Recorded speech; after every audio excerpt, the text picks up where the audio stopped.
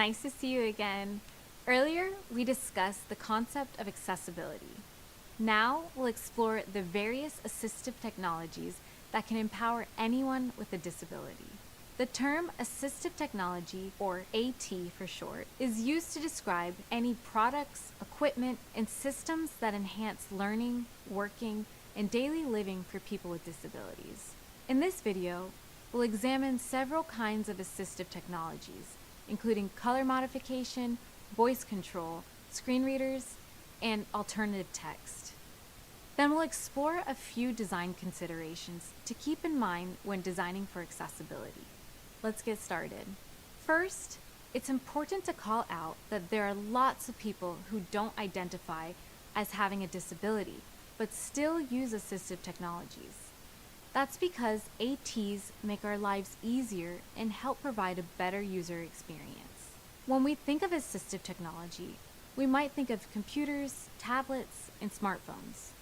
But AT covers a wide range of devices, like prosthetics, pointing devices, electric wheelchairs, power lifts, eye gaze and head trackers, and a whole lot more. AT can also encompass something as low-tech as a pencil holder. Not only does a pencil holder keep your pencil from rolling away, it also makes pencils easier to grip, which can be essential for people with certain motor disabilities. Understanding how people with disabilities use your product is a critical part of the UX design process. First up, let's examine color modification.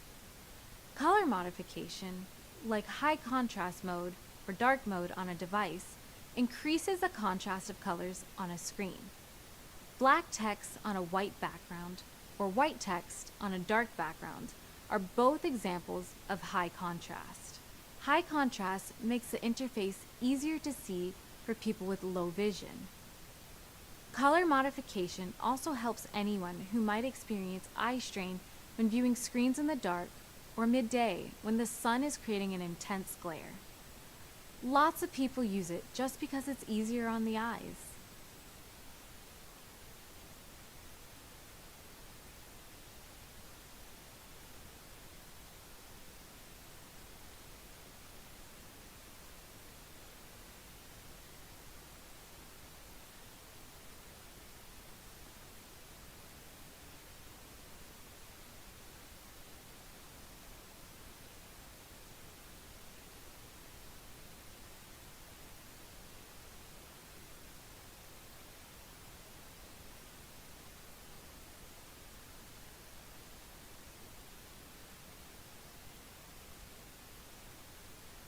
Next, let's go through voice control and switch devices.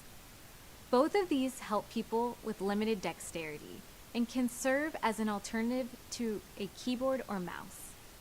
Voice control allows users to navigate and interact with the buttons and screens on their devices using only their voice. Lots of devices have settings with this feature. A switch is an assistive technology device that replaces the need to use a computer keyboard or a mouse.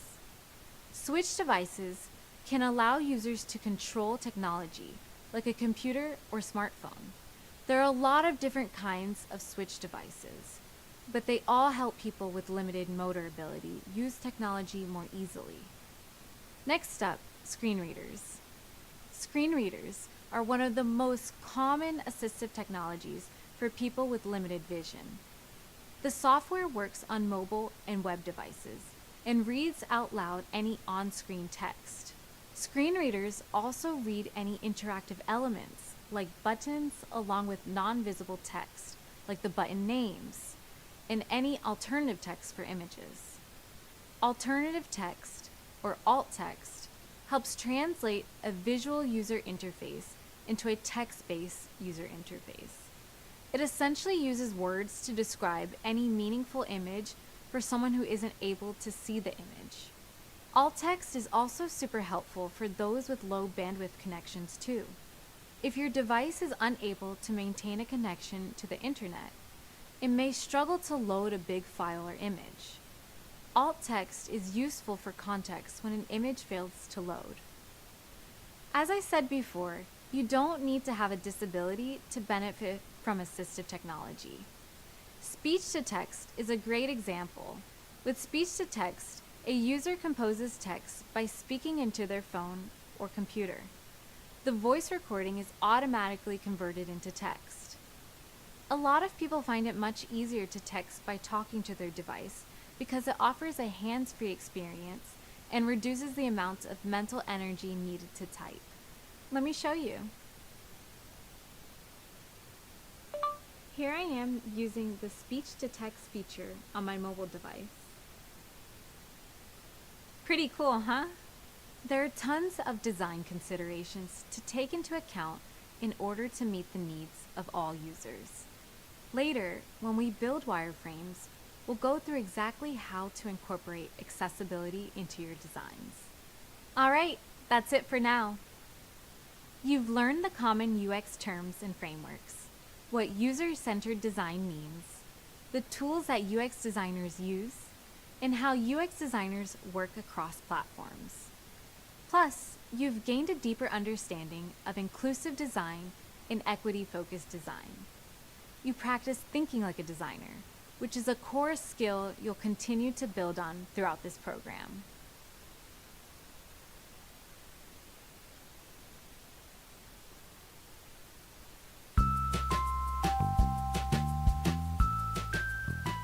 My name is Elise, and I'm the Accessibility and Inclusion Lead for Corporate Engineering. The work we do touches most of Google's products, in that we are creating the internal stuff that helps ensure the products that we create eventually are accessible and inclusive.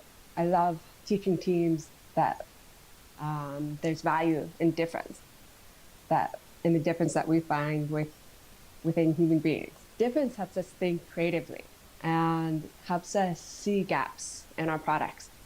Often when we look into those gaps, the insights that we gain from looking at people who experience the world differently, we build better products that are more adaptable, that are longer lasting, and more innovative. When we talk about accessibility, we are talking about how to make a product accessible by people with different abilities. But when we talk about inclusive design, what we're doing is we're looking to difference, to their different experiences and their needs because of their different capabilities, and gathering these insights and applying it in a way that it will benefit everyone, whether they have a disability or not. If we go back in terms of how we used to do websites, they used to be very text heavy. They used to be more like a book. And people with disabilities for years had been advocating for larger text and less content, much more like smaller chunks of text.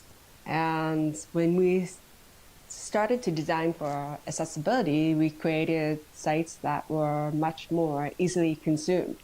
So accessibility is important to me personally because I have a hearing loss, a severe hearing loss. I began losing my hearing at 10, and it progressed over 5 years until it reached the profound range. So if you were to cover your mouth, say 100 words, and I guess that every single one, I might get one right.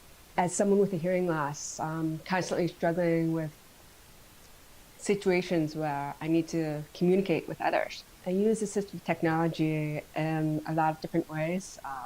Captioning is the most valuable thing for me. I also use things such as Google's Live Transcribe, which helps in real-time conversations with people. I use Google Meet's closed captions to help me understand meetings that I have with my colleagues. There's also something called InnoCaption, which captions telephone calls using a live transcriber. That completely changed my world, because before that was created, I couldn't use telephone. And that was something that really blocked my capabilities as in the work setting. The first piece of advice is to consider edge cases or users with difference in all of your product development processes. This is where you're going to gain some really valuable insight. It should be a normal part of your development process. It shouldn't be an add-on. It should be considered from the beginning. But I think it's extremely important to diversify your own network. Start getting to know people who are different from you. Start learning from them. Ask them what their experiences are like with different technology as they go about their world. Learning these unique experiences is what's going to make you see opportunities for great design in your products.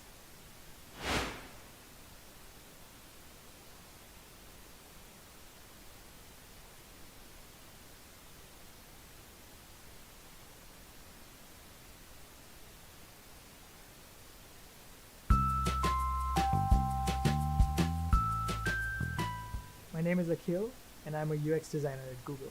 I'm a part of the Next Billion Users team. We design products for users that are coming online for the first time.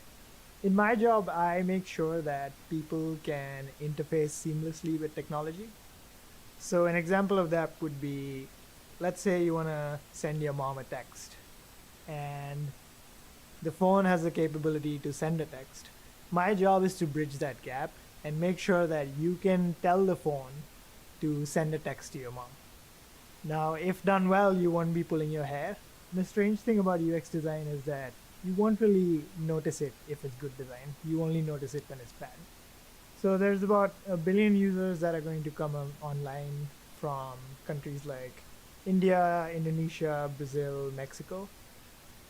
These users have slightly different constraints from users that we typically design for.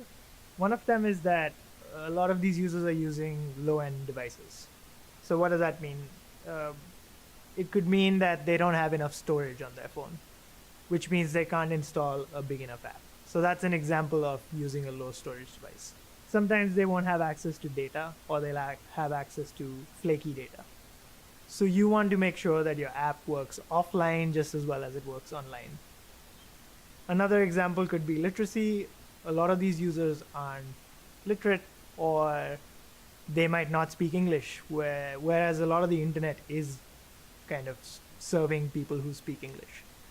So that's another thing to think about. How do we make multilingual interfaces, or how do we make interfaces that don't rely on language at all for someone who can't read? So an interesting example of this could be the music icon. Something as simple as a music icon that we take for granted, the music note, is something that a lot of people don't understand, or they don't know what it means. The reason for that, we think, is because the music icon is a very Western classical music piece of iconography. And since a lot of our users aren't exposed to that, they don't actually know what that icon means. I think when technology is built correctly, it can be a very effective tool. So for things like navigating to a place, or finding a partner, or seeking information, or learning a new skill. I don't think your access to these things should be based on how old or new you are to technology. A lot of our users that are coming online for the first time aren't often confident with technology. And so to not design for them and not help them have access to the internet and to technology, it feels like a great disservice to them.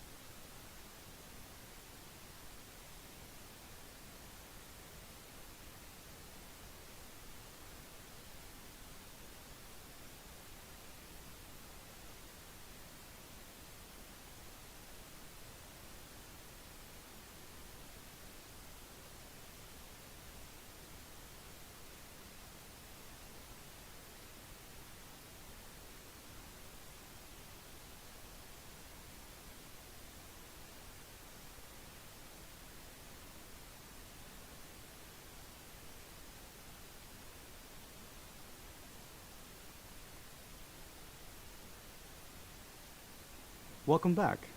We just finished learning about the advantages of using design tools. Now, we're going to talk about why UX designers need to keep different platforms top of mind as they build user experiences. A platform is the medium that users experience your product on, such as desktop, mobile web, mobile apps, tablets, wearables, TVs, smart displays, and more. It's important to design with multiple platforms in mind because users want a product to look and feel similar no matter what platform they're using. In the past, UX designers could have focused on creating a website only for a desktop computer. But today, users might look at that same website on multiple platforms, like their mobile phone, smartwatch, and TV. UX designers now have to plan for a nearly infinite number of different devices and screen sizes. Even though UX designers need to think across platforms, it's important to focus on one platform first when you build a new product.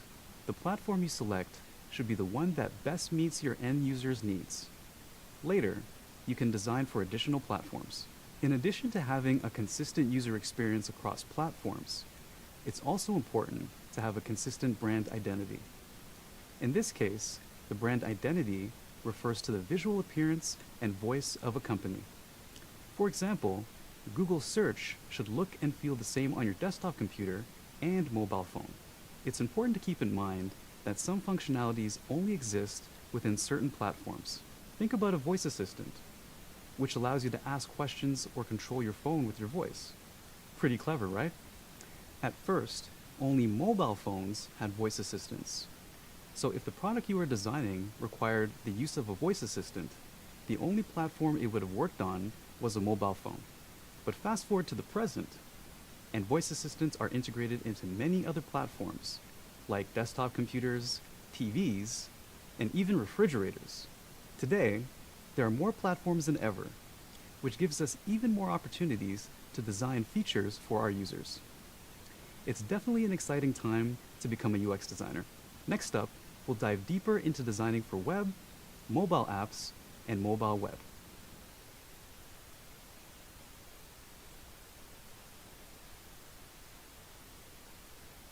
We've started thinking about designing across platforms. Now, it's time to learn how users engage with different devices. First, we'll discuss user behavior on mobile phones and desktop computers. Then, we'll move on to design considerations when designing for mobile devices. Let's start with an overview of the current landscape. There's a big difference in the amount of time users spend on mobile phones compared to desktop computers. An average mobile session is 72 seconds, while the average desktop session is 150 seconds. More than twice as long. Why is this important? Because it tells us that people use different devices in different ways. Mobile users tend to be goal-oriented, and they're focused on completing a single task. On mobile phones, gestures like tapping and swiping help users move around the screen. Test this out for yourself. Next time you're using a mobile phone, think about your own behaviors. And remember the next billion users we discussed earlier? As those users come online, they're mostly accessing the internet from mobile devices. This means the amount of desktop web traffic compared to mobile web traffic will continue to shift. It's important for UX designers to consider mobile users' connectivity limitations, like slower processing speeds and longer load times. To be inclusive, we need to design for all types of phones, whether they cost $50 or $500. Okay, so users interact with devices in different ways. Now, let's go through the design differences we need to consider based on the devices we're designing for. First, let's talk about responsiveness. In the past, most mobile websites were a mini version of the desktop site, which often made the mobile websites difficult to use. Now, almost all websites use responsive web design. Responsive web design allows a website to change automatically, depending on the size of the device. For example, a website homepage might have multiple columns when a user experiences it on a desktop computer. With responsive web design, when a user visits the same website on a mobile phone, The multiple columns are automatically condensed into one column to better fit the smaller screen. All the content is still there, and the usability is way better. Internet browsing on desktop computers has been around for longer than on mobile devices. But since mobile device usage has been booming, designers have had to start focusing on designing for mobile. So let's think about a few best practices when designing for mobile user experiences. First, call to action buttons should be placed front and center, allowing the user to easily complete the desired task, like joining an email list or adding an item to their shopping cart. Second, navigation menus should be short and simple. We want to simplify the user experience on mobile, so menu options should only highlight the core functions of the product. Third, use gestures that users already do, like tapping and swiping. Gestures should be intuitive and familiar to users. Fourth, design for both directions a phone might be held. We need to consider the vertical portrait view of a mobile phone and the horizontal landscape view. We want users to have an effective experience, no matter how they hold their phone. And fifth, reduce visual clutter. Mobile phones have smaller screen sizes, so it's important to keep the visual experience simple. Whew. That was a lot of new information to take in. Remember this main takeaway.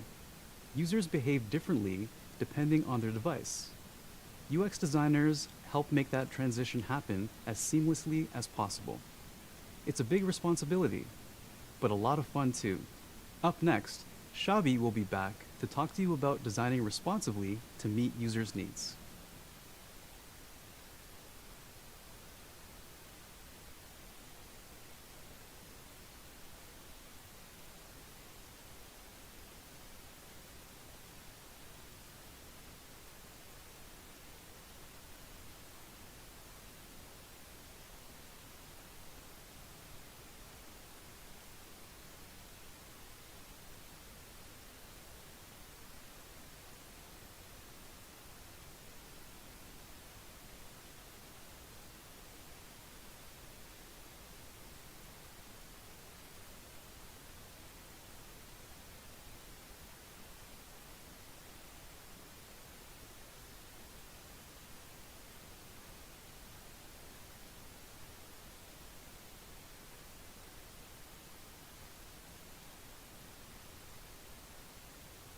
Hey, I hope that you've enjoyed your first 2 weeks of the course. So far, you've learned about the UX design career field, explored common UX design frameworks, and learned about user-centered design. You also spent some time with my colleague Shabi to understand equity-focused design and the importance of accessibility in the design process. Now it's time to switch gears and learn about the world of design sprints, including the phases of a design sprint and how to plan and participate in one. You'll also learn about retrospectives, which are a way to reflect on a design sprint and identify areas of improvement to implement into your designs. Okay, let's get to it.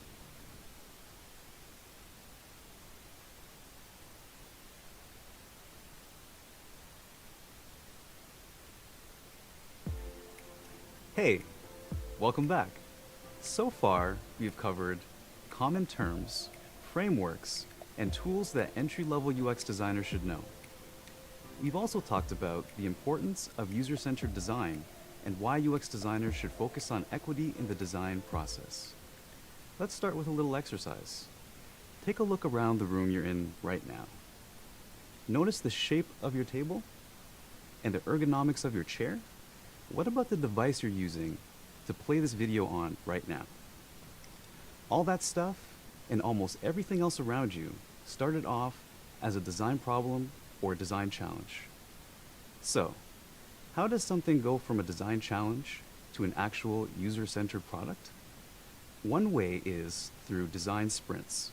A design sprint is a time-bound process with 5 phases, typically spread out over 5 full 8-hour days. The goal of design sprints is to solve a critical design challenge through designing, prototyping, and testing ideas with users.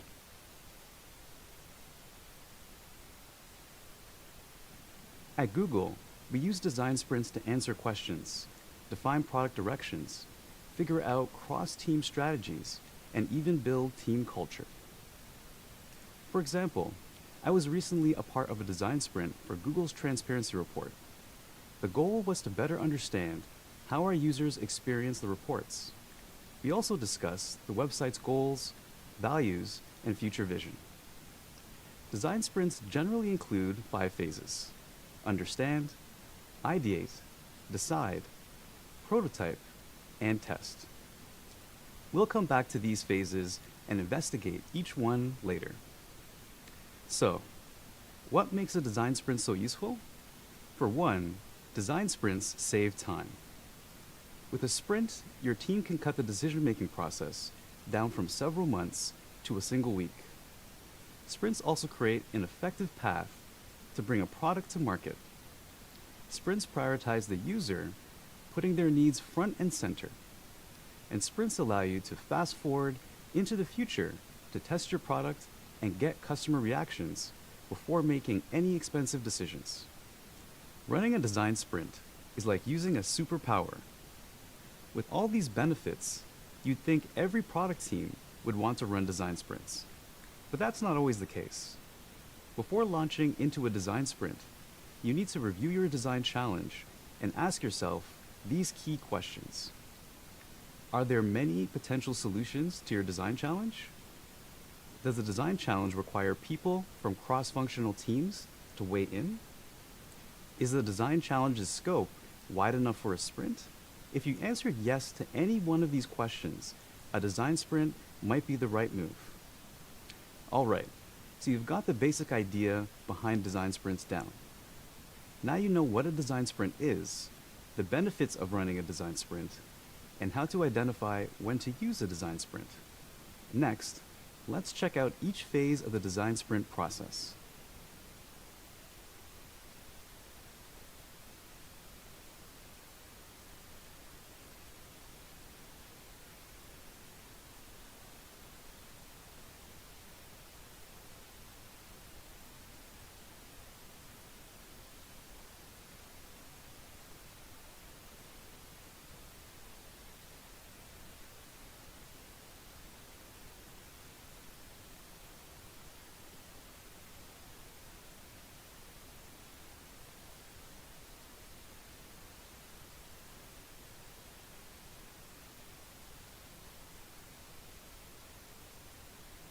Hi again.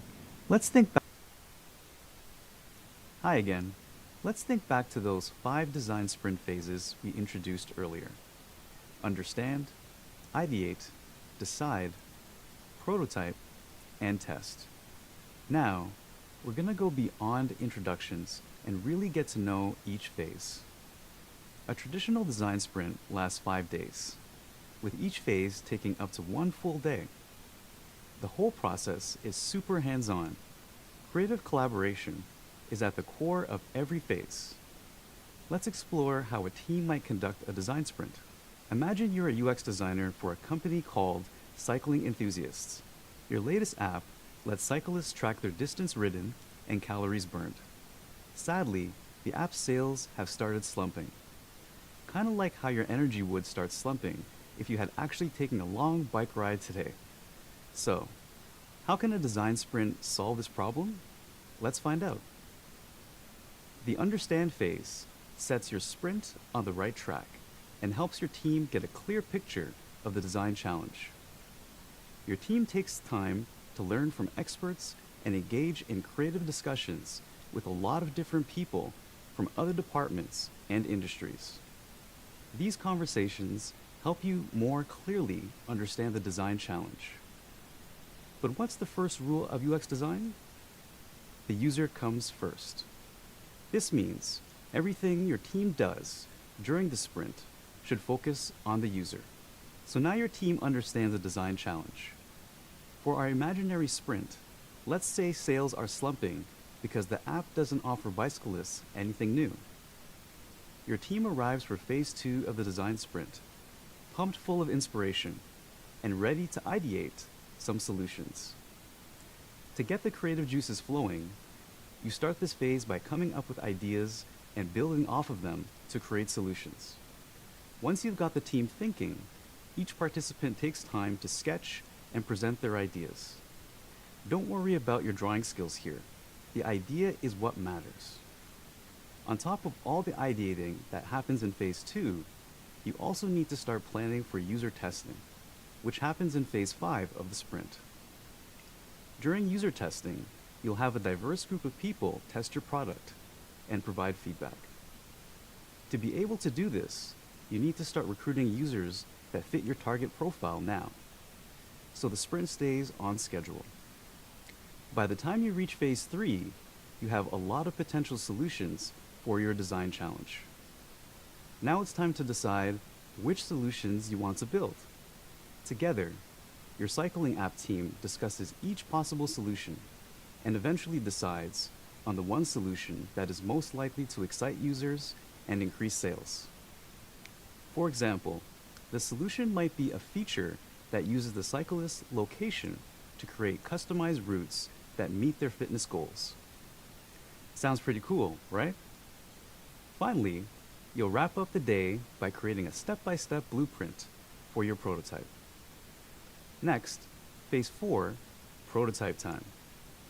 You're now ready to build the first version of your new app feature. At the end of this phase, you don't need a finished product, just something realistic enough to test with users. By focusing only on what the user experiences on their screen, your team creates a working prototype of the new customized routes feature. Way to go! During this phase, you also finish prepping for user testing by confirming the test schedule, finalizing interview questions, and making sure your prototype is good to go. All right, it's been a busy week, but you did it. You reached the final phase, testing.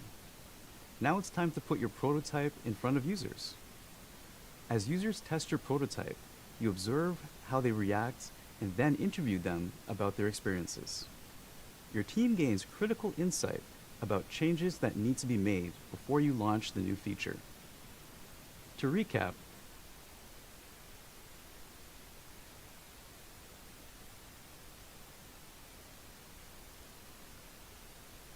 the 5 phases of design sprints are: understand the scope of the design challenge, ideate possible solutions, decide on the most viable solution, create a workable prototype, and finally, test that prototype with actual users. Congrats! You made it to the end of the sprint. Now your team knows exactly what to adjust before launching the new cycling app feature. Promotions for all! Design sprints are a big part of the UX design world, so you'll probably participate in a lot of them, and even lead a few someday. Coming out, we'll explain why design sprints are beneficial to UX designers.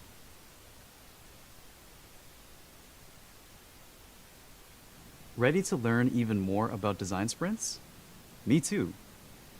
From tech to finance to retail, future-forward companies in all kinds of different industries use design sprints to solve complex problems. In other words, sprints are pretty much a game changer. But what makes design sprints beneficial? And why are they so darn popular? First, in design sprints, it's all about the user. Sprint participants make sure the design challenge is always focused on the user and their needs. After all, it's the users who ultimately decide if your product is successful, right?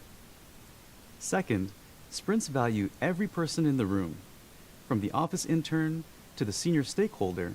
Including people from lots of disciplines and experience levels is a key part of the process. Why? Because considering all angles of the problem and the solution means the best ideas will rise to the top.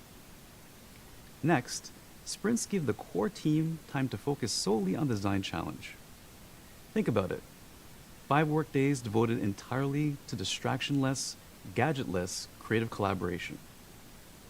Now, that's a recipe for some serious problem solving. Also, sprints lower the risk of an unsuccessful market debut because the team gets feedback from real users and can make critical adjustments before the product launches. And finally, sprints are versatile because they can be scheduled at any point during your project. When a challenge arises, you've always got the design sprint option in your back pocket. So, are you sold on the benefits of a design sprint yet? Awesome. Next, let's focus on how to plan an effective one.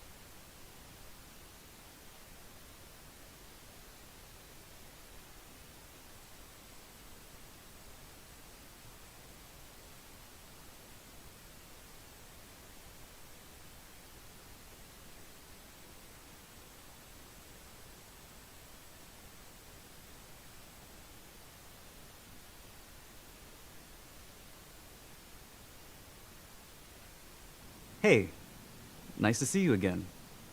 As an entry-level UX designer, you probably won't be expected to lead a design sprint, but it's still helpful to know what it takes to plan a successful one. Let's check out some of the basic ideas. First up, user research. If you're lucky enough to have a dedicated researcher on your team, they can own this step. If not, well, you might be taking it on yourself. User research is always the first step in any sprint planning process. Your research should focus on the user problems you're trying to solve during the sprint. You don't have to detail out a specific problem right away, but getting a rough idea of what your sprint will focus on will help you decide which research methods make the most sense. We'll discuss different research methods in more detail later. Next, it's time to call in the experts. If you're planning the sprint, it's up to you to schedule short talks with colleagues or industry experts. You'll listen to these info-packed talks during the understand phase of the sprint. A good talk helps clarify the problem your sprint is trying to solve. Keep in mind, the more experts you bring in, the more schedules you have to accommodate. So start planning early. We promise it'll be worth it. Step 3, find the right space. Sounds a little obvious, right? But trust me, booking the right room can make all the difference.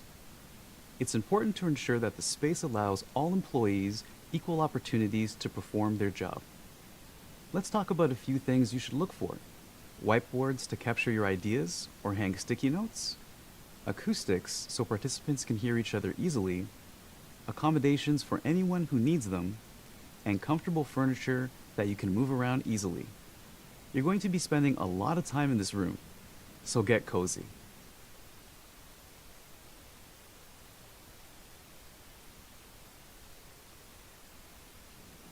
Once you've found the right space, it's time to gather supplies. If you're planning the design sprint, it's your job to make sure everyone has what they need to participate, kind of like a teacher handing out classroom supplies. Some essentials include markers, sticky notes, and a lot of snacks and water. On to step 5, establish the rules of the sprint. If you want this to be a gadgetless, distraction-free zone, now's the time to say so. Figuring out the ground rules in advance sets the tone for the sprint, gets everyone on the same page, and helps your team stay focused. So you've done your research, called in the experts, found the right space, gathered supplies, and established your sprint rules. What's next? Step 6 is planning introductions. This can be pretty important since sprints involve cross-functional teams that may have never met before. We all know icebreakers can be a little cheesy, but there's still a great way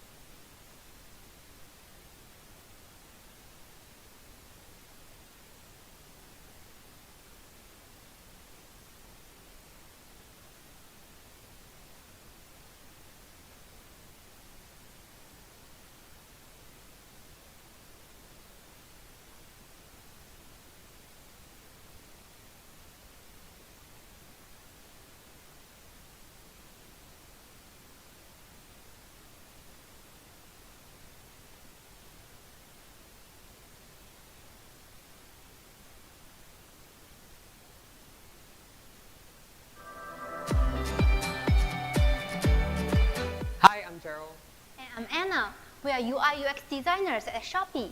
I was a business student and I previously interned in the Shopee design team in my final year.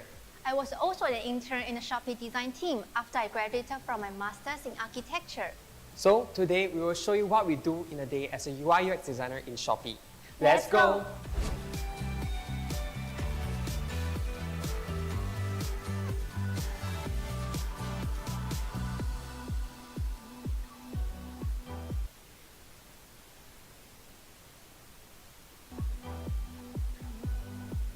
I start my day with some quick reading to stay updated with the latest design trends.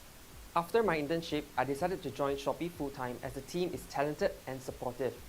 I'm also given the autonomy to handle projects end-to-end.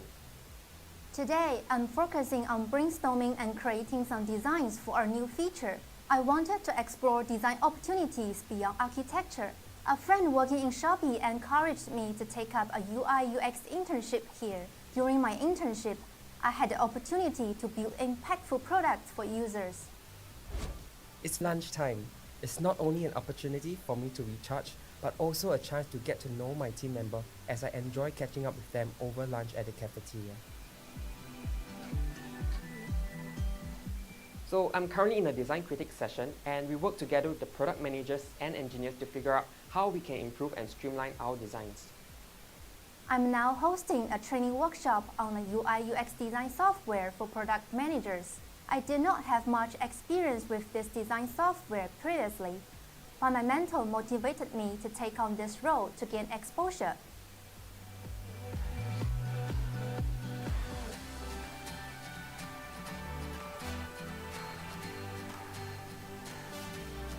That's the end of our day as a Shopee UI UX designer.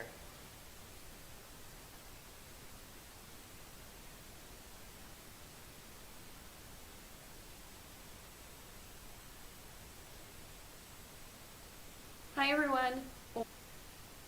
Or both. You might be working for a company that designs software for cars, and there's a whole bunch of different challenges than just like, oh, make it look pretty, make it look usable. There's a lot that goes into it. There's research, there's design, there's psychology, there's testing, there's a lot of things that go into a design process, and it's not going to be linear. So if you are one of those persons that like things really linear, like this is my design process, it doesn't happen like that in the real world. It doesn't happen like they teach you in the boot camps. It's not reality. To help your team get comfortable with each other. Plus, choosing icebreakers that are relevant to your sprint can motivate your team and put them in the right mindset. Here's an idea for an icebreaker. Ask everyone to talk about a time they call customer service to complain. This puts the team in the shoes of a user, exactly where you want them to be when solving UX design challenges. Alright, we made it to the final step, post-sprint planning. That means thinking about what will happen after the sprint wraps up, like how your team might use what you've learned to achieve other goals. To do this, you need documentation. Make sure you enlist a few people to help document the design sprint by taking pictures, collecting sticky notes, and jotting down ideas. Okay, let's recap the sprint planning basics. To prepare for a design sprint, you'll need to conduct user research, schedule talks with experts, find the right space, gather supplies, establish ground rules, break the ice with your team, and plan out post-sprint action items. Sound about right? Awesome. Let's keep going. Up next, we'll walk through a design sprint brief.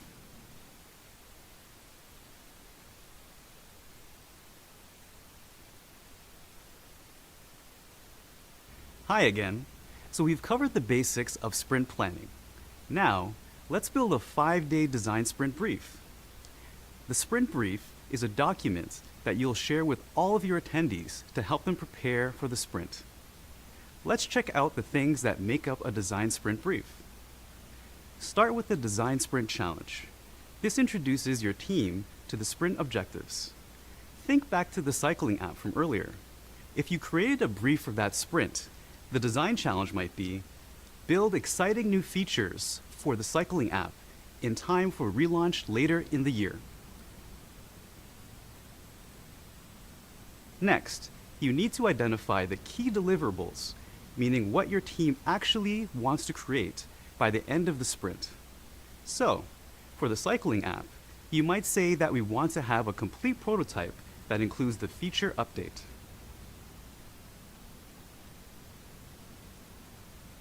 Then, it's on to logistics. First, everyone participating in the sprint needs to know where the sprint will happen and when it will be held. You also want to list who's attending and the name of the sprint leader. Usually the sprint leader is the person who sends out the brief to the team. But that's not always the case. If you want to designate a sprint leader, you should do it before you send out the sprint brief. Next, add approvers. Got some higher-ups that need to sign off on the product before launch? This is the place to note it. So if your cycling app needs the official approval of Miss Cycling Enthusiast, CEO, before launching, the sprint brief should mention it. Your sprint brief should also include a list of resources. For short-term sprints, there's probably a team already assigned to this project. For long-term sprints, you may need to create a plan to secure additional resources. For example, with the cycling app, you might need to assign resources from engineering to take on the work needed to launch the new feature. Next, we have the project overview, where you should explain the current state of the project, call out roadblocks that stand in your way, state early wins if you have any, and outline the estimated launch plan. Finally, we wrap it all up with a sprint schedule, an hour-by-hour schedule of the 5-day sprint, including break times. This lets people know what to expect and gives them time to prep so that you can keep things moving along during the sprint. And you're done. You've planned your design sprint and created your brief. The only thing left to do now is to put the sprint in motion. If you're still a little confused about what goes into the design sprint brief, you'll find some great examples in the readings. Okay, onward, we will learn about the role of an entry-level UX designer in the sprint process.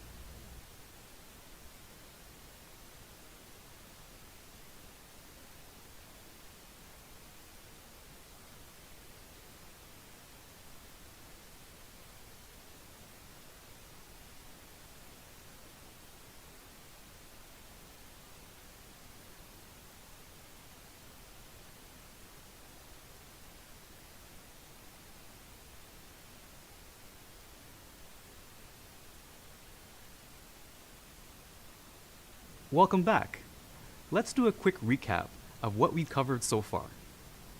We've defined the design sprint, identified the 5 phases, and explored what goes into planning a successful sprint.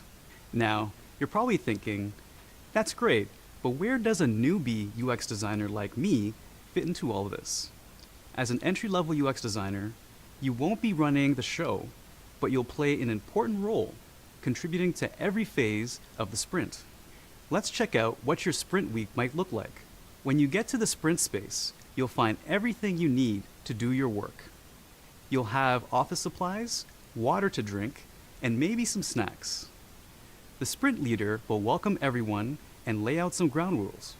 For example, you might have to give up your phone and keep your laptop closed until the end of each day. There might also be a team icebreaker like the example mentioned earlier. Once everyone is settled in, it's time to get started.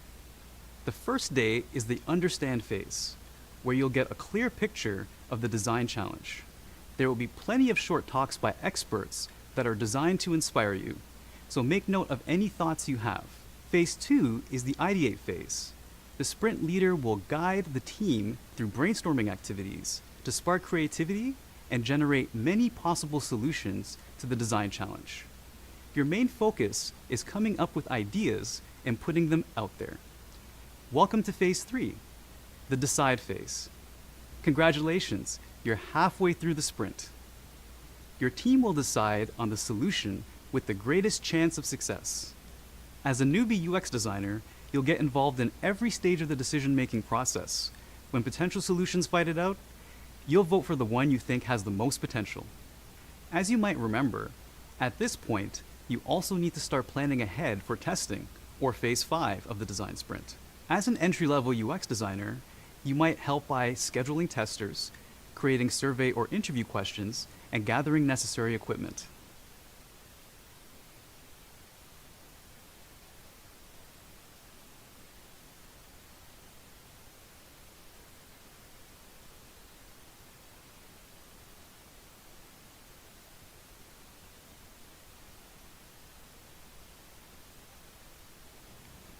Phase 4 is all about creating a prototype of your product. As an entry-level UX designer, you'll be actively involved in creating a solid prototype for users to try out. You'll ask questions, offer ideas, and review the completed prototype. You might also confirm the test users for Phase 5. We've made it. It's test day.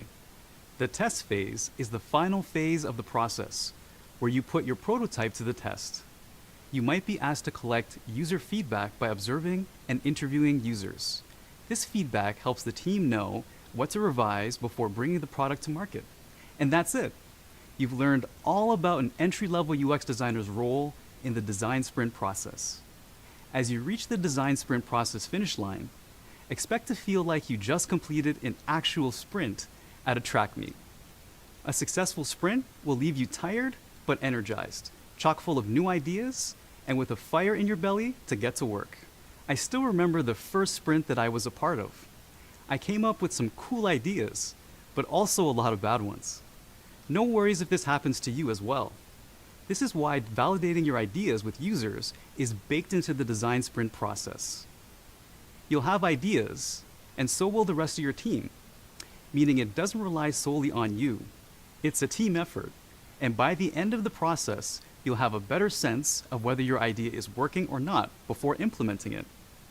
Coming up, we'll talk about retrospectives and why it's important.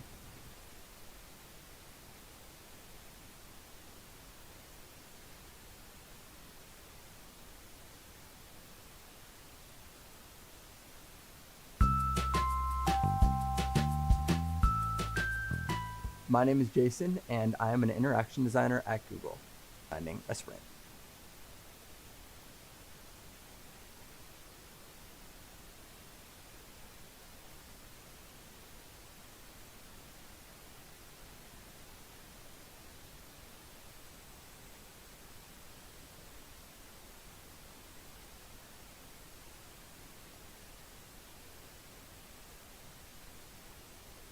Here's some exciting news. You now know how to prepare for and execute a design sprint. There's just one last thing to do, the sprint retrospective. So, let's check out what a sprint retrospective is, how it's conducted, and why it's important. We've all experienced seeing someone make the same mistake over and over again. Chances are, we've sometimes even been that person. What if there was a way to stop making mistakes for good? Well, that's exactly what retrospectives do. The retrospective is a collaborative critique of the team's design sprint. We usually do retrospective meetings immediately following the sprint so that everyone's thoughts are fresh. Retrospective meetings don't have any particular agenda. The goal is to make sure everyone who took part in the sprint has a chance to give feedback. The two key questions we aim to answer in the meeting are, what went well, and what can be improved? The person who led the sprint will guide the conversation, and someone will take notes so that the team can use the feedback to make the next sprint even more productive. Retrospectives are super useful. They can help you to work better as a team, improve how you communicate with clients, and even point out areas where you can grow as an individual. Retrospectives are all about empowering, not shaming. If something didn't go well, this is your chance to make sure you have the resources and the tools UX designer fit into the design sprint process. And we learned about the importance of sprint retrospectives. Next up, we'll focus on how to build a professional presence. But first, we've got your next assessment. You've got this. And if you need any refreshers, you can always review. Good luck.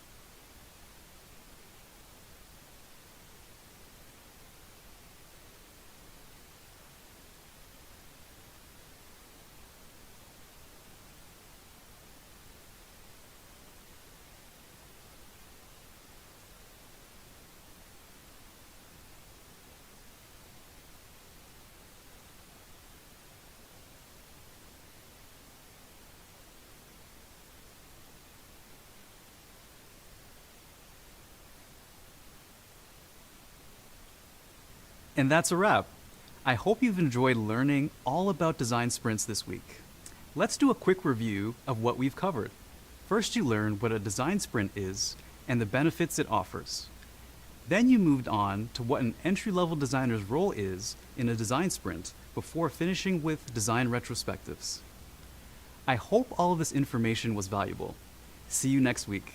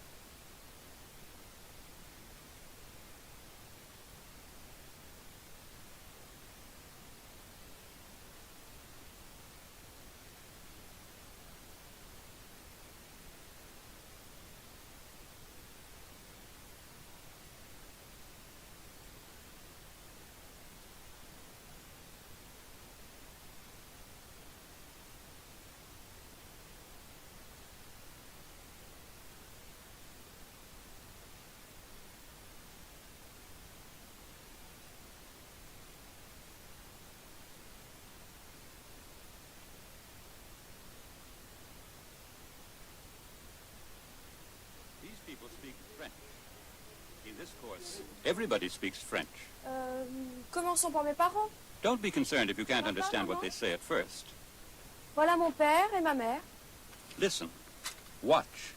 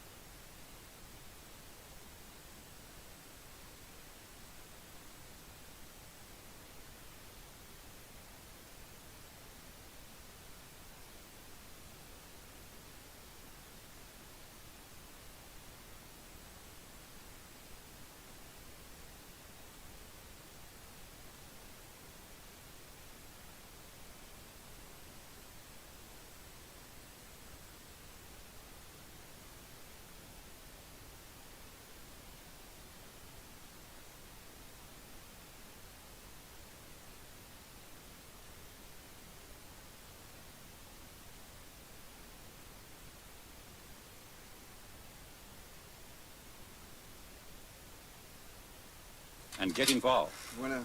Pretty soon you will figure out what's going on. And be able to say a few things in French yourself. Ouais. Robert and Mireille meet in the courtyard of the Sorbonne. They are getting to know each other when Mireille realizes she's late for an appointment. She rushes off, leaving Robert to contemplate the spring day and write a postcard to his mother.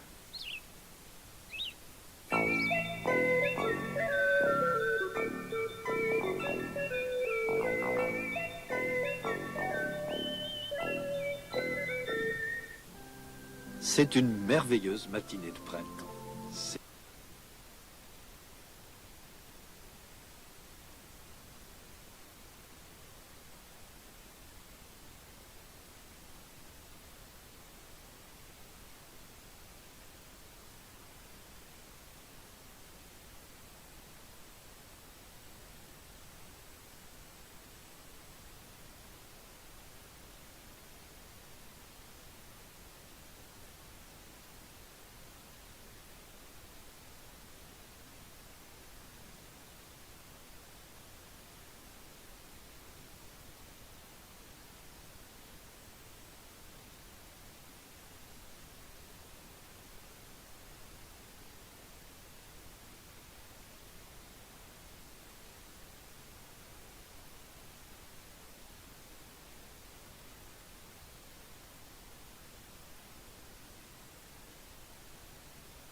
C'est le 29 mai.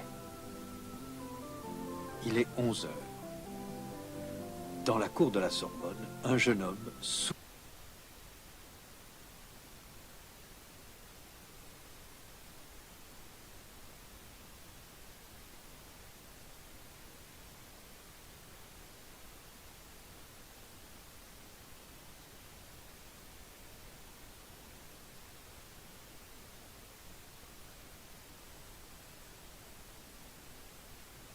à une jeune fille.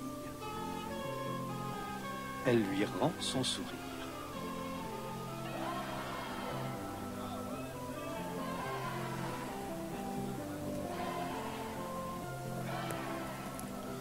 Excusez-moi, mademoiselle. Qu'est-ce qui se passe? De quoi s'agit-il?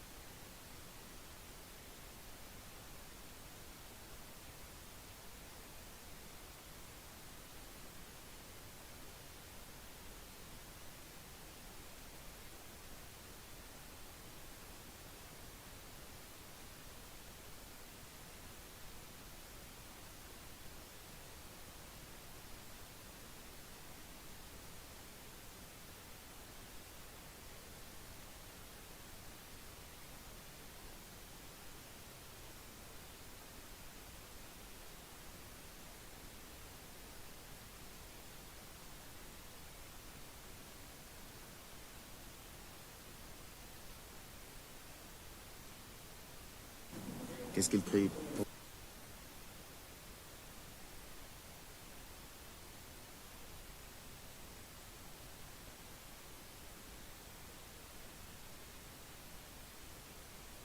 Pourquoi est-ce qu'il manifeste? Je ne sais pas, mais ils ont sûrement raison.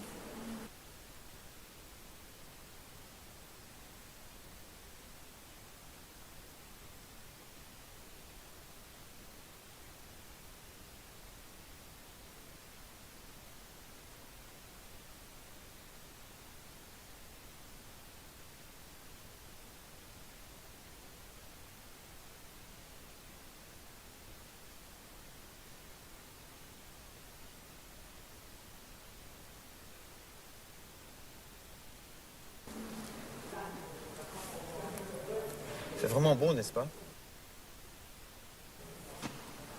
Oui, c'est une belle matinée. Vous êtes étudiante? Oui, je fais de l'histoire de l'art. Moi, je viens des États-Unis. Ah, vous êtes américain? Oui. Mais vous n'avez pas d'accent du tout.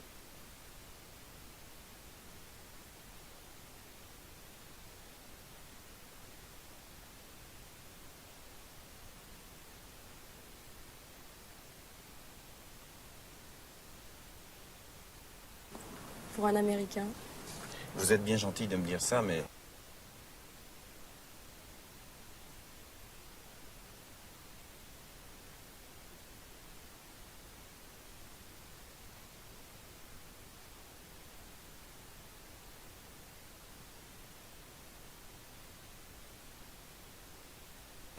Vous savez, je n'ai aucun mérite. Ma mère est française. Ah, votre mère est française? Oui. Quand j'étais enfant, je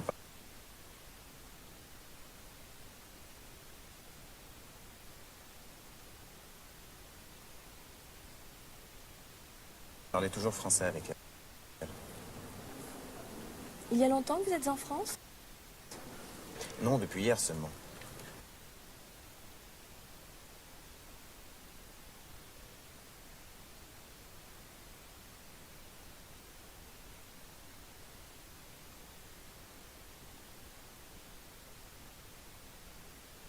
Je viens d'arriver. Et vous habitez où? À la cité U? La cité universitaire? La maison américaine? Ah non, j'habite dans un petit hôtel du quartier, le Home Latin. C'est pas luxueux, mais c'est propre et pas très cher. Et vous venez souvent en France?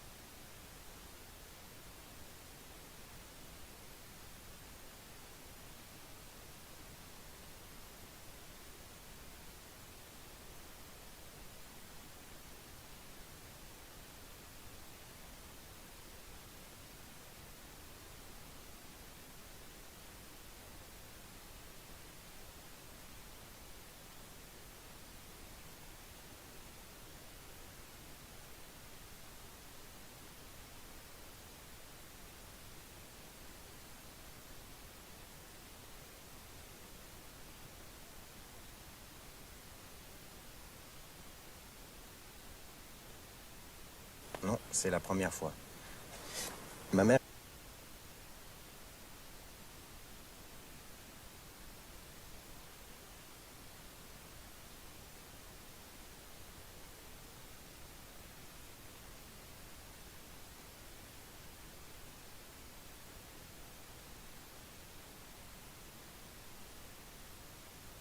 est française, mais mon père n'aimait pas beaucoup la France.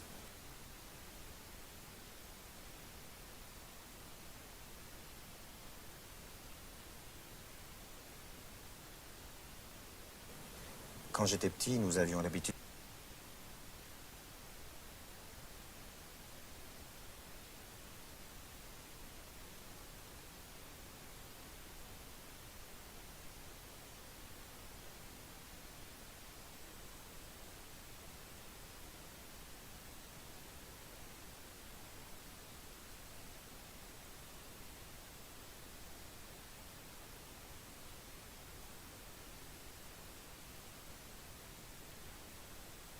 de passer nos vacances aux Bermudes ou en Amérique latine.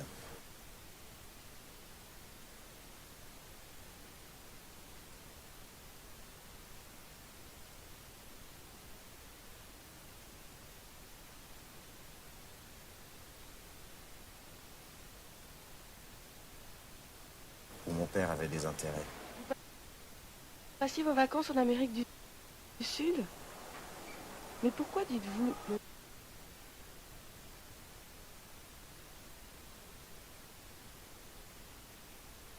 Mon père n'aimait pas, avait des intérêts.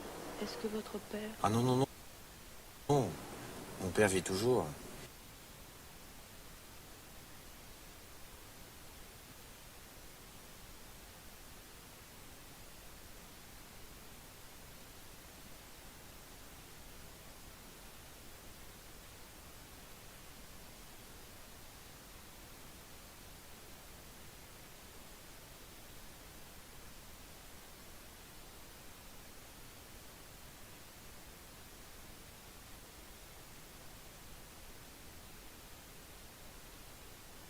avait des intérêts. Est-ce que votre père... Ah non, non, non.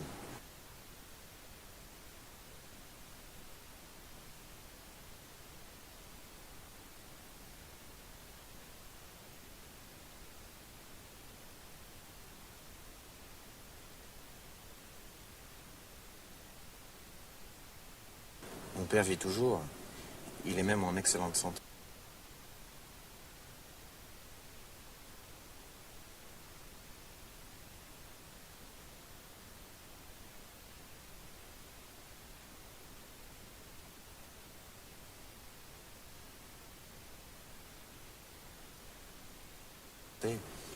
Mais mes parents sont divorcés et je ne vis plus avec eux.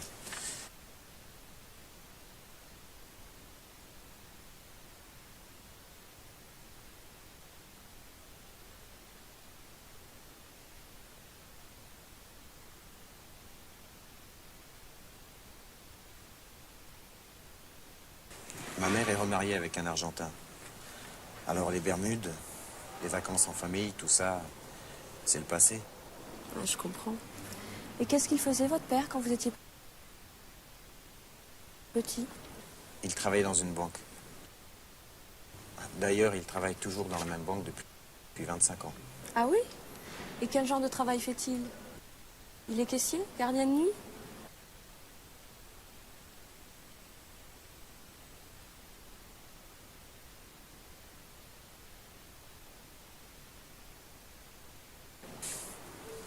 Il est vice-président. Il n'y a pas de sous-métier, comme dit ma tante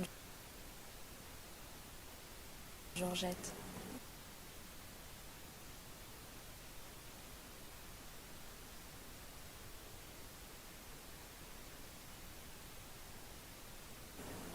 Mireille reste silencieuse quelques instants. Excusez-moi, je dois rentrer chez moi.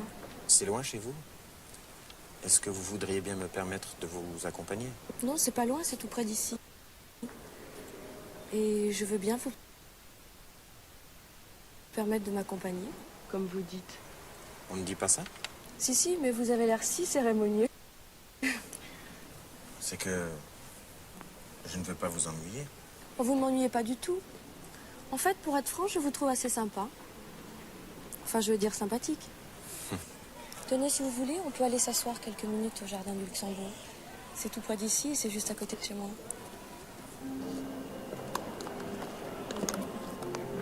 Et ils vont au jardin du Luxembourg.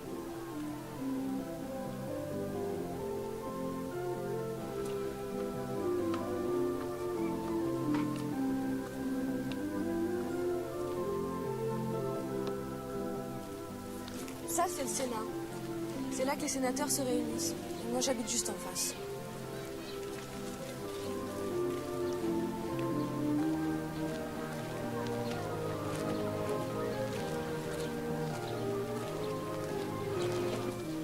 Mais tiens, asseyons-nous ici.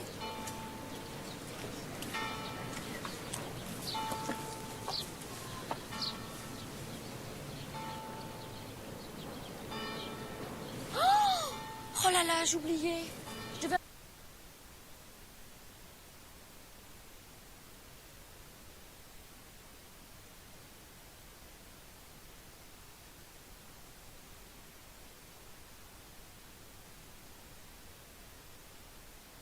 amener ma petite sœur à son cours de danse à 11h30.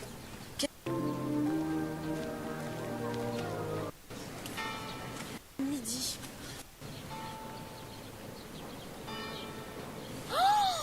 Oh là là, j'oubliais. Je vais amener ma petite sœur à son cours de danse à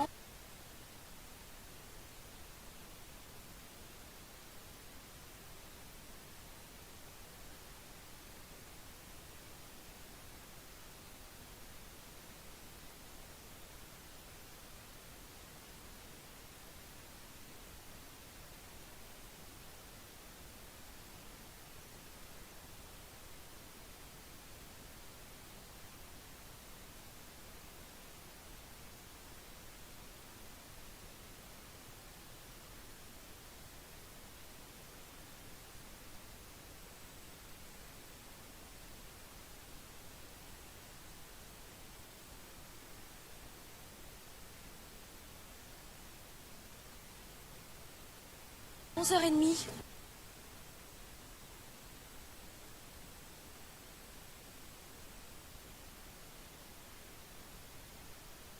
Quelle heure est-il? Midi.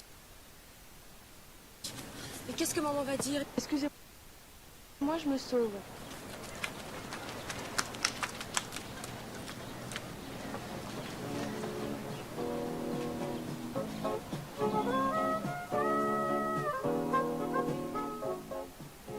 Le soir, au coin de la place Saint-Michel, Robert est installé à la terrasse d'un café. Il va écrire une carte postale à sa maman.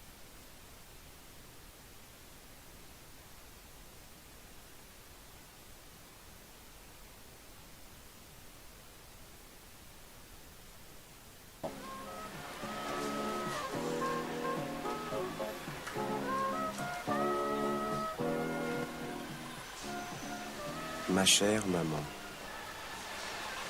Qu'est-ce que je vous sers?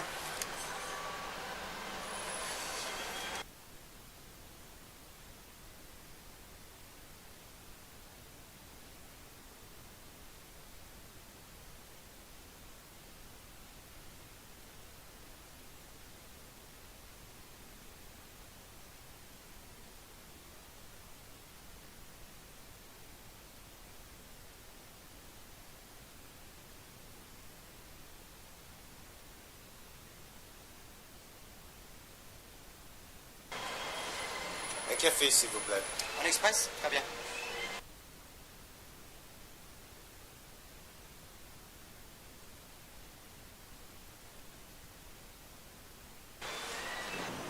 Je suis à la terrasse d'un café, place Saint-Michel.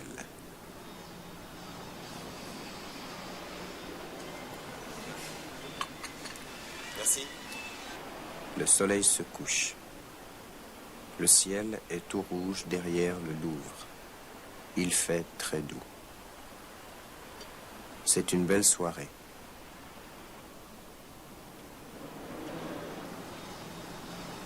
Les Parisiennes portent des pulls blancs et des jupes rouges.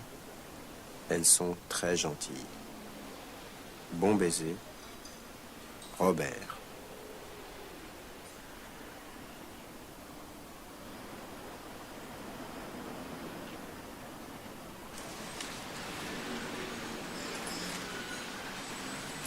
S'il vous plaît, vous avez des timbres? Ah non, il faut aller dans un bureau de poste ou un bureau de tabac.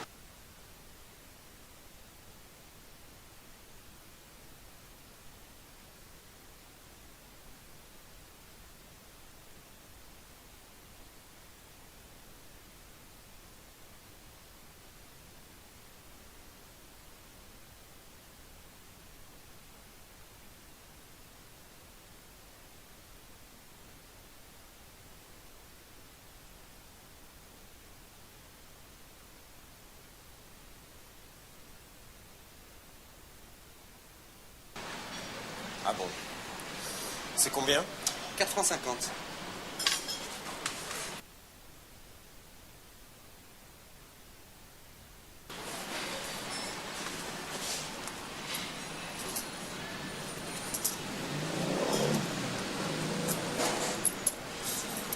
Où y a-t-il un bureau de poste? Vous en avez un là-bas, de l'autre côté du pont, à droite. D'accord, merci.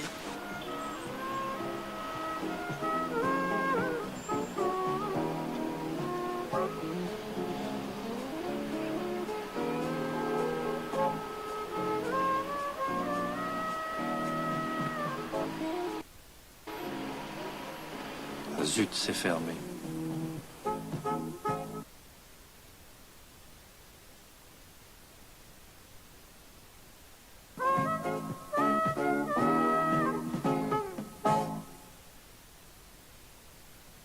C'est le 29 mai. Il est 11 heures. Observez. C'est le 29 mai. Il est 11 heures. C'est le 10 juin. Il est 9h10.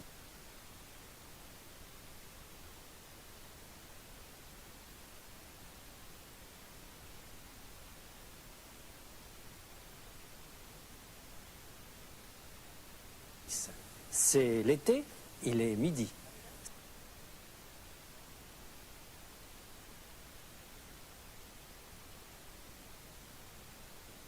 C'est le matin. Et là. Midi 10, mademoiselle. Dis donc, quelle heure il est là? Continuons maintenant. Quel jour est-ce? C'est le 29 mai. Quelle saison est-ce? C'est le printemps. Quelle heure est-il? Il est 10h50. Bon, c'est le 29 mai. Il est 10h50. C'est le matin. C'est une belle matinée de printemps. Ici, c'est le soir. C'est une belle soirée de printemps. C'est le soir. C'est une belle soirée de printemps. C'est le matin. C'est une belle matinée de printemps. Il y a des manifestants. Robert ne sait pas ce qu'ils disent. Il ne sait pas pourquoi ils manifestent. Moi, je viens des États-Unis. Et vous venez souvent en France? Écoutez bien, il y a 3 sons de voyelles différents dans ce verbe. Je viens, vous venez, ils viennent. Je viens, vous venez, ils viennent. Moi, je viens des États-Unis. Ah, vous êtes américain? Oui. Mais vous n'avez pas d'accent du tout, pour un Américain. Vous êtes bien gentil de me dire ça, mais vous savez, moi, je viens des États-Unis. Et ça, c'est un appartement luxueux? Oui, c'est un appartement luxueux. Et ça, c'est un appartement luxueux? Non. Ça, ce n'est pas un appartement luxueux. C'est pas luxueux, mais c'est propre et pas très cher. L'hôtel de Robert n'est pas luxueux, mais il est propre. Voilà une chambre propre. Voilà une chambre moins propre. Voilà un monsieur qui est propre. Mais ici, il n'est pas propre. C'est plus cher. Ou une voiture bon marché. c'est une voiture chère. Et ça, c'est plutôt bon marché. Et vous venez souvent en France? Non, c'est la première fois. Une fois, 2 fois, 3 fois. Regardez là, je frappe une fois. Maintenant, je frappe 2 fois. Et maintenant, je vais frapper 3 fois. Et Robert, combien de fois est-ce qu'il est allé en France? 4 fois? 3 fois? Non. 2 fois? Non. C'est la première fois. Non, c'est la première fois. Quand j'étais petit, nous avions l'habitude de passer nos vacances aux Bermudes ou en Amérique latine. Quand il était petit, Robert passait ses vacances aux Bermudes ou en Amérique du Sud, en Amérique latine, l'Amérique du Nord, l'Amérique centrale, l'Amérique du Sud, l'Amérique latine. Il passait toujours ses vacances aux Bermudes ou en Amérique du Sud. C'était une habitude. Mireille aussi a des habitudes. Par exemple, elle a l'habitude de s'asseoir sur ce banc. Marie-Laure aussi a des habitudes. Par exemple, elle a la mauvaise habitude de se mettre les doigts dans le nez. Robert et ses parents avaient l'habitude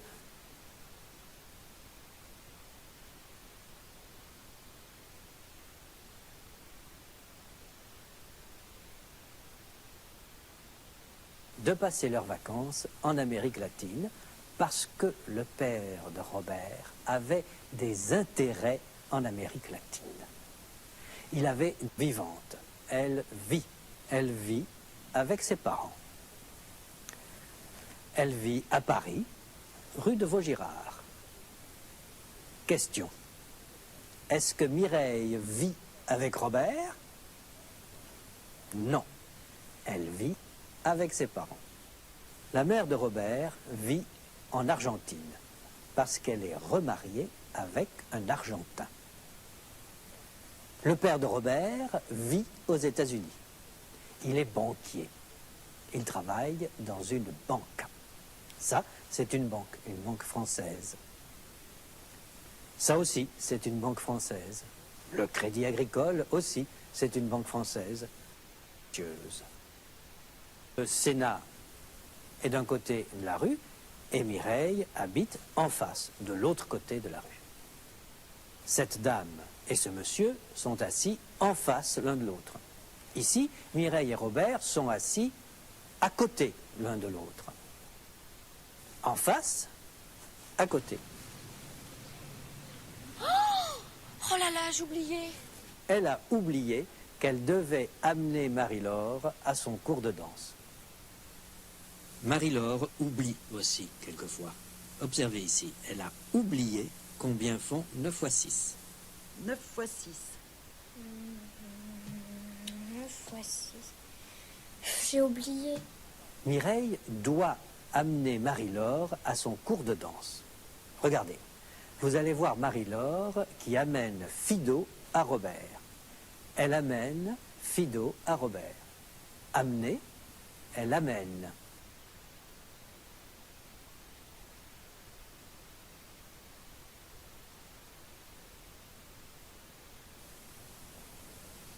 Robert écrit une carte postale à sa mère. Le soleil se couche. Ici aussi, le soleil se couche. Ici aussi,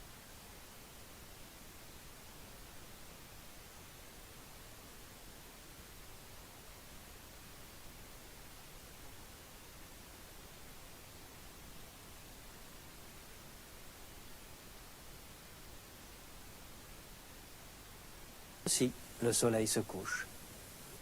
Et ici, c'est Marie-Laure qui se couche. Il fait très doux. Il ne fait pas froid, il ne fait pas chaud, il fait doux, il fait bon, la température.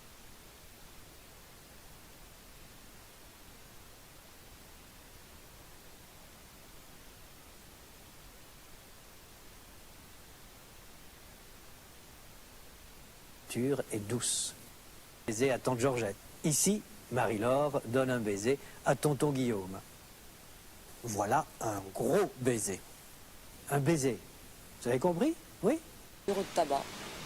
Pour acheter des timbres, on peut aller soit dans un bureau de tabac, soit à la poste. Le bureau de poste est après le pont. Ça, c'est le pont au change. Ça, c'est le pont neuf. Et ça, c'est le pont Mirabeau. Ça, c'est un pont romain. Et ça, c'est un pont du Moyen-Âge. C'est le pont d'Avignon. Ça, c'est un petit pont. Et ça, c'est un grand pont, le pont de Tancarville, en Normandie.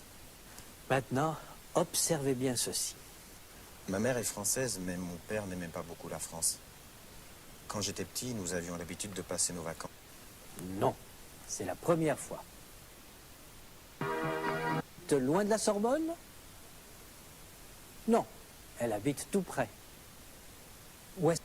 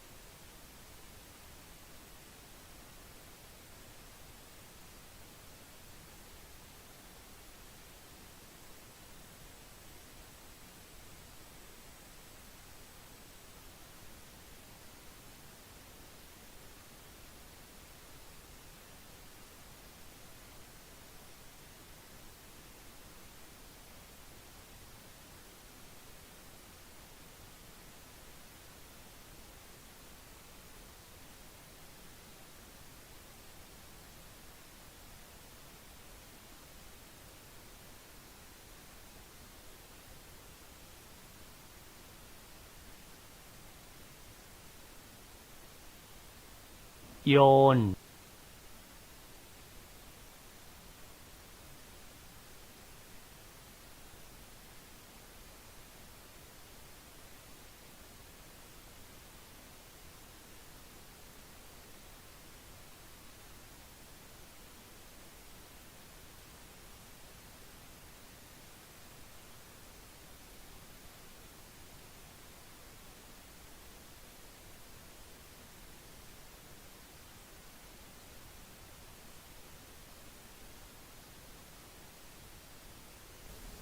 ชอชิง